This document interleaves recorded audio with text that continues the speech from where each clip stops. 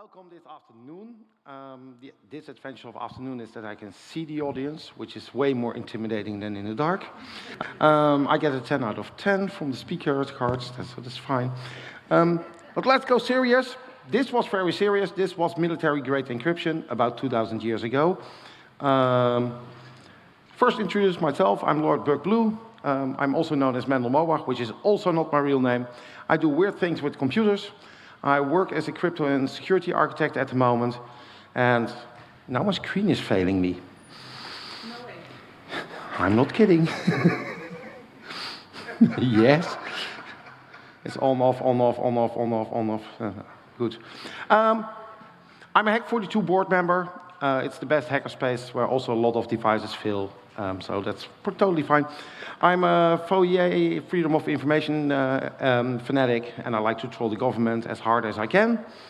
And I like to talk about weird interfaces and connections. All that is irrelevant because today I'm talking about cryptography.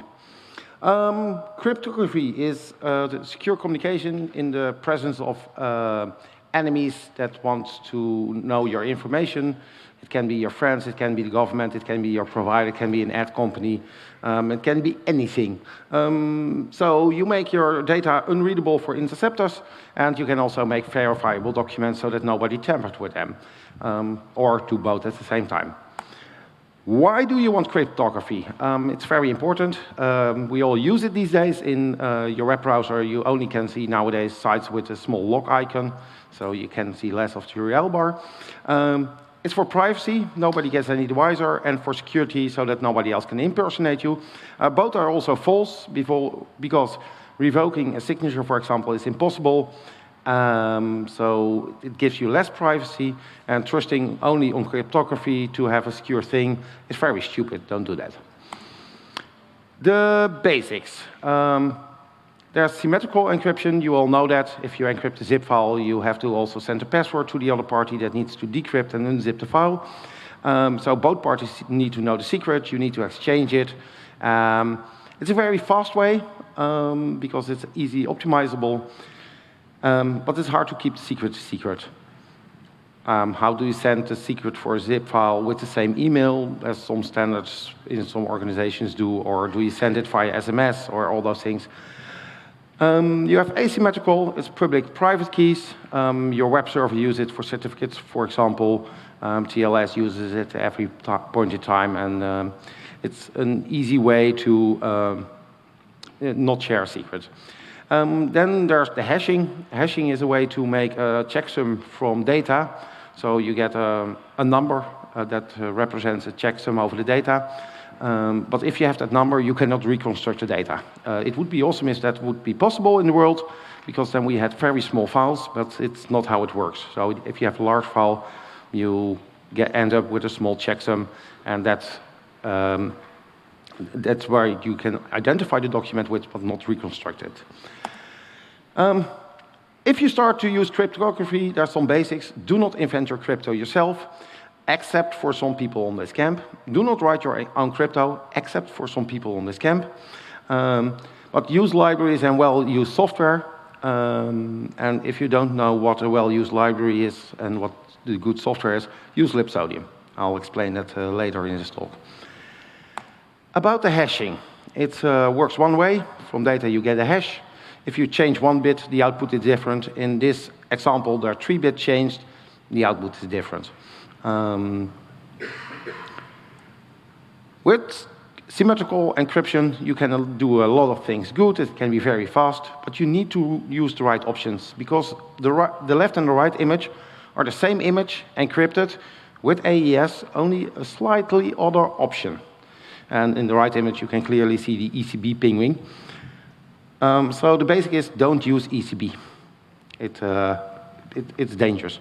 And keeping the secret is very hard, because you have to share it. You have to maybe write it down, send it in an SMS or text or signal message, or it's in your memory, it's in your CPU. You have to type it in your keyboard or in program input in a configuration file. It's very hard to keep a secret secret. It's one of the hardest things in computing. Asymmetrical encryption is efficient. It's the best thing since sliced bread. It's about as slow as slicing bread. So breaking bread is way faster, but slicing bread is nicer. Also here it counts that keeping the key a secret is work, but it's way less work because you don't have to share it with the party, the other side. In this example, that's Alice. But how do you know who the other side is? If Alice sends the public key to Bob, how do you know it's the public key? You need to know that there's no man in the middle, so generally you use signatures for that, so you have a cryptographic signature. But also, still, this is slow. So normally you want to agree on a shared secret between Alice and Bob. They invented something very, very efficient for this. It's called Diffie-Hellman. And it can be illustrated with just paint. This looks nicer on a white background, so go to Wikipedia and look it up yourself. It's easy to do in software. There are some standard functions for it, so don't write it yourself. And if you're at higher levels, you don't even have to think about it. You only need to write options, and I'll explain some of them later. For public-private keys, you have RSA and elliptic curve. RSA numbers look great, large, great. So 2048 bits RSA looks very large instead of a 128-bit EC key. However, as you can see here, an RSA key doesn't contain so many different options because it only uses prime numbers, and there are not so many prime numbers in the first 1024 bits or 2048 bits. So there's a table to compare both. Also, finding primes is hard. Yes, there's a list of primes, but you need to calculate primes every time, or you need to go to pre-computated lists.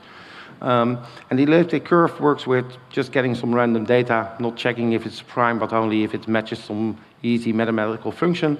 And if that's okay, it's a good number. So the chances of getting the right number instantly is easier. If you do this yourself, you generate once an RSA key in 4096 bits. It's off again.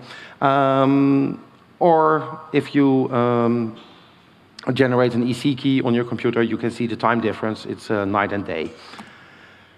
What is elliptic curve? It's new there. It's a nice mathematical thing. I'm not going to explain it here because it's a basics talk. It's used everywhere on the internet. Your phones use it, your browsers use it, your email client uses it, everything uses it now. I wonder why the IP6 didn't do this. It's smaller, it's faster than RSA, and there's some different curves. Most are from NIST, that's the American Institution for Standard. They have had some famous help from the NSA in the past. There are some others, like 25519. Basically, it's the best these days. Then Bernstein has a nice safe cryptos, where you can check which properties of elliptic curves are good and what are bad.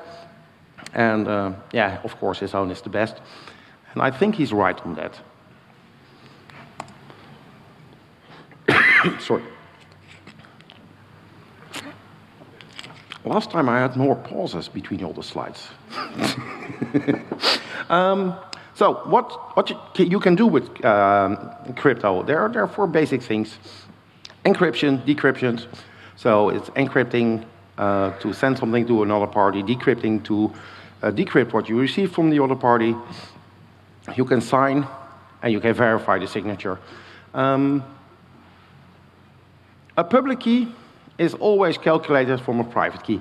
This is not true in some mathematical weird things, but normally if you have a private key, you can calculate the public key, and if you cannot, somebody used the wrong settings. They're always a pair, since it's a mathematical derivative from the private key, they're a pair. The other way around doesn't work. That's why it's a public key. If you have a public key, you cannot reconstruct a private key. That's a good thing. And it's generally safe to publish the public key. It's also what happens on your web server. It publishes the public key from the web server, and it uses the private key to talk to you. With symmetrical encryption and decryption, it's calculating with large numbers. So a number that consists of 128 bits or 256 bits is a large number. The only thing it can do is do calculations with this number to another number, the message, and it's repeated for every part of the message. So if you use AES-128, it does 128 bits, then another part of the message, the same bits, and again and again and again. With asymmetrical, it's starting to be boring, but it's calculating with large numbers, and also it's limited to the size of the number, and it's repeated as necessary for the rest. Decryption, asymmetrical, it's you calculate with the public key. The message is limited to the size of the number and repeat. Signing, that's different.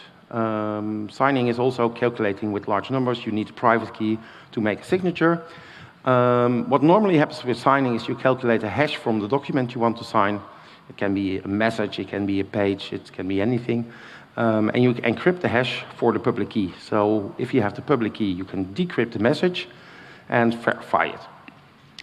So with verifying, you take the public key, you calculate the hash from the document, you decrypt the hash you could send as the signature, and once you do that, you compare the two hashes.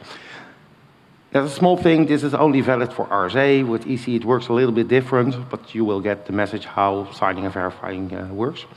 To show some proof, I generated an RSA key 512 bits long. So that's insecure by default, so I can show it here anyway. This is a private key. It's written out on the right. What's in there, you see a modulus, you see the private exponent, a public exponent, a prime, another prime, and then some other calculated numbers. A public key, yeah, that's what a public key looks like. You once might have seen it. It's all ASM1 encoded. And if you go to this website, you can just paste the stuff that's in there, and it shows you, hey, there's something in there. It's 512 bits, and that's the actual public key. Sorry. After 5 days of camping, I got a little cough. Yeah. If you sign some data, so here I'm signing some data with that private key. You can check it because it gives out always the same output in this case, which is an unsafe default. So if you don't know what you're doing, then use libsodium. So you get the signature, and for reference purposes, I also calculated checksum here again.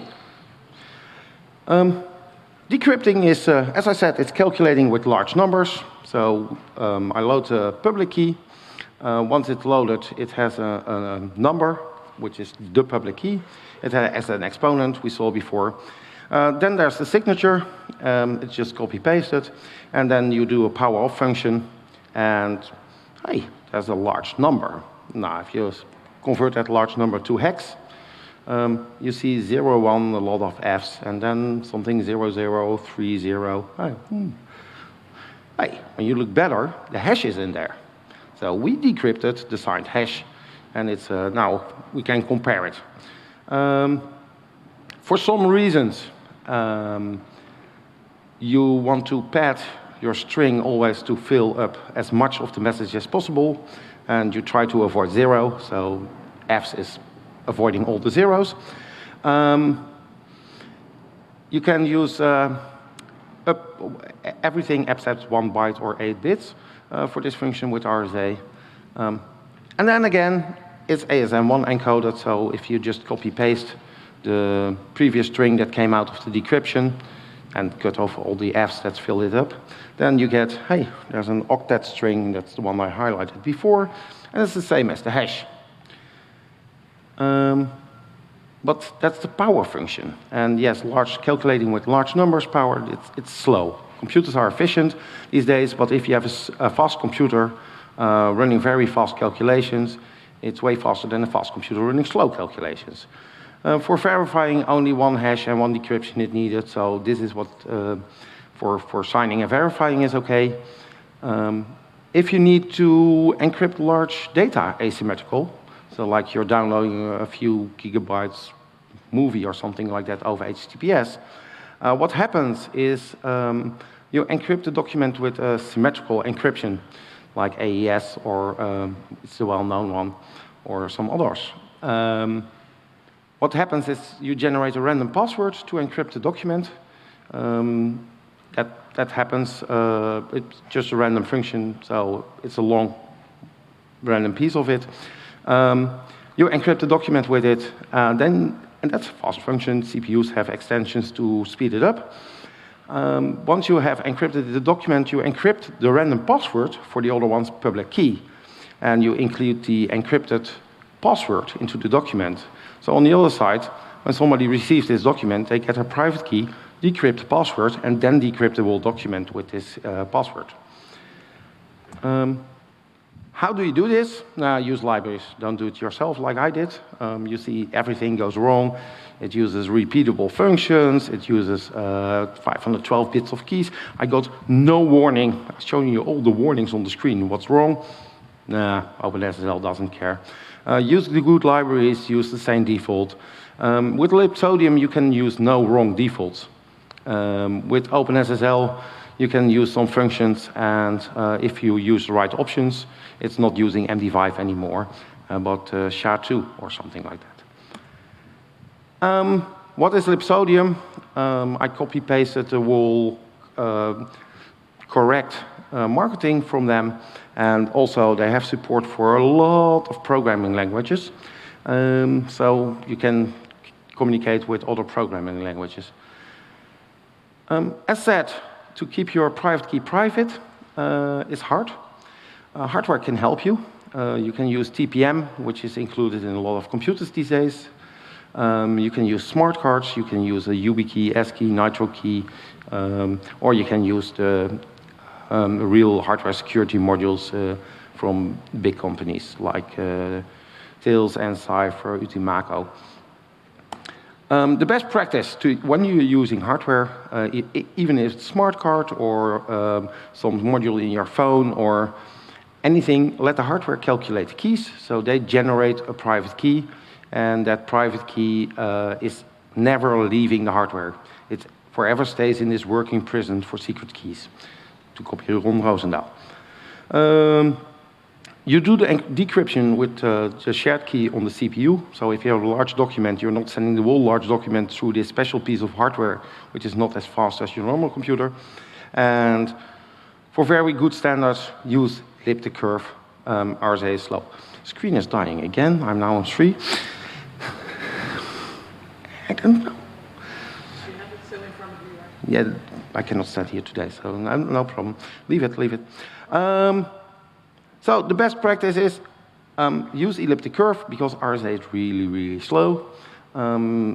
If you need some support for the hardware, OpenSSL has support via PKCS11.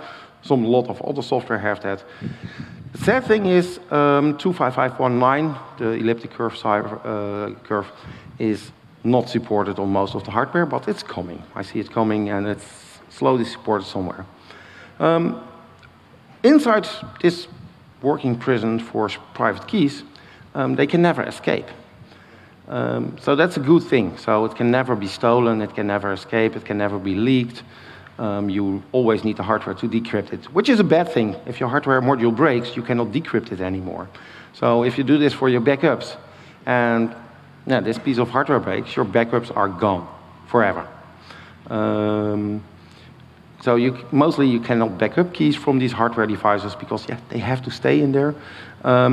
If you want to do this, consult some expert for real-world applications, or just ask on the right internet forums. But always consult some people to help you out with this. Yes, crypto is secure, but never rely only on cryptography. As this hack with TPM shows it, there are sealed keys used with BitLocker, this hard drive encryption. So what happens is the sealed key is just some key that's encrypted with the TPM. But once you put it in the TPM and you say, hey, decrypt this for me, and the TPM says, okay, here it goes. Then you get the decrypted private key back. With the decrypted private key, if you can snoop that off, take it out of memory, you have access to the encrypted hard drive. So this hack showed with TPM they could read it out from the message bus with a logic analyzer or something like that. It was a very clever hack. As I said, with TLS, it's also, you have a lot of options, and I wanted to explain how to read such a cipher string. This was, I believe, from internet.nl, the first one for TLS 1.2. It's ECD each A, RSA, AES in GCM, and SHA-384. Let me explain them. This one is elliptic curve, Diffie-Hellman. So it's a Diffie-Hellman, but for elliptic curves. And the extra E implements Amferrel, which means that for every session, it generates a new throwaway private key and a public key, and then agree on a shared secret, and they throw the private key away immediately after that because they have the shared secret, and it's never recoverable anymore. So even if you sniff the data and you get the computer years later and you get the private key, it doesn't give you anything because there was a new private key used for this. In the end, you have a shared secret, so you then can use that for the symmetrical encryption. RSA is used for authentication, certificates, for example, normally not so much used in TLS. This one is much used. It's using AES 256 in Galois counter mode, GCM. It's a good mode, it works. And every data that's encrypted is encrypted with AES 256, and it's encrypted with the shared secret. So both parties know the shared secret from the previous step with the Diffie-Hellman, and it's being decrypted with the same shared secret. And to know that nobody's tampered with your data, you use SHA-384. It's one of the SHA-2s. They have different sizes for hashing. So you know the data is not changed by adversaries or by errors, or you can verify that you decrypted it correctly. If you want to use it, use elliptic curve, get away from RSA. Use X25519 if it's possible, supported by your software, and else use the NIST P256. If you use TLS, just use Poly 1305 and Cha-Cha-20. Together they're perfect. In a lot of other situations, if you need hashing, you just use SHA-22512. Yes, it's a large number, but computers, they're not so difficult. And use AES or Cha-Cha-20. And if you use AES, use it in the right mode, not in ECB, because then you get ping wings. If you ever see one of these things, RSA smaller than 2048, run away or have somebody really explain why this is. If you see SHA-1, MD5 or something else, don't accept it. DES, triple DES, all those things. No encryption is, for most things, not an option anymore. Even for a local database connection, use encryption, always. If you see things like military-grade encryption, then if they don't specify a year, run away. It might be just a Caesar cipher. And it's also that if they specify military-grade encryption, they normally don't explain what they're using. So you cannot verify it, you don't know it. As said, cryptography is not the ultimate solution for everything. XKCD has a nice, if I have a $5 wrench, I can hit him in the head and he will give the password. So the goodness of the encryption doesn't matter anymore. Sadly, XKCD is not finished yet, or good, they have good new ones. It's impossible to revoke signatures. So once you signed a document, you cannot unsign it anymore. Revocation of documents and saying, hey, this was not my signature anymore, is just a social construct. Do you believe the revocation or not? Because the public key is widely known, because I said you can publish it. The signature is public because you send it with a document to prove that it's you. So there's some unintended consequences with this. Google uses DKIM to fight spam, and you can verify it was really sent by Google and it's the right Google user, and you can check a lot of things with that. But you can keep on checking this.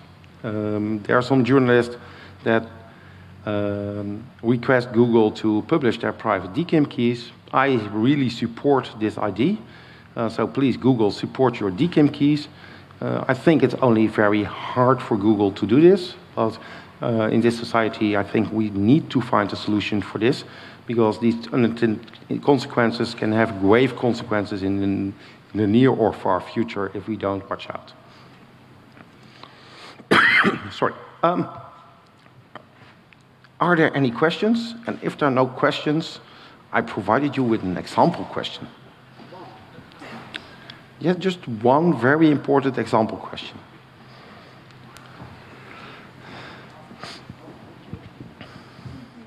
You can run slowly, we have time.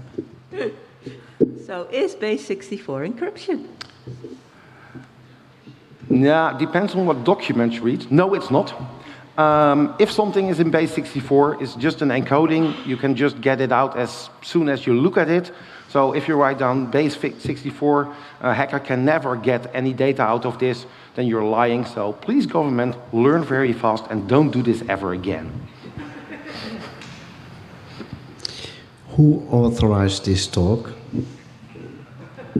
I think it was the chairman of the feest, Teddy.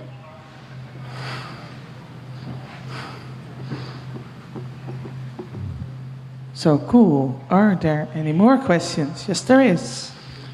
A question. So imagine you're a Windows user who is following this talk and you want to go do this and send messages. Is there a good interface you can use? Yeah, you can use all those programming languages like .NET, Visual Basic, Libsodium as libraries for that. No, I mean a clickety-click interface. It's called a web browser.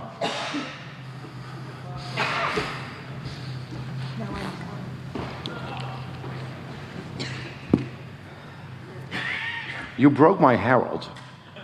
I keep breaking everything with its talk. Sorry, yeah. This audio broke, now the screen broke, now the Herald is broke. No questions anymore? Well. Shall I close this? Yes, yes.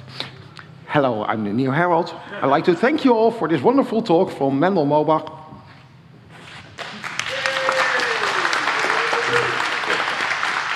And I hope to see you again at the next talk whenever you're fit again to Herald. Thank you, Nancy.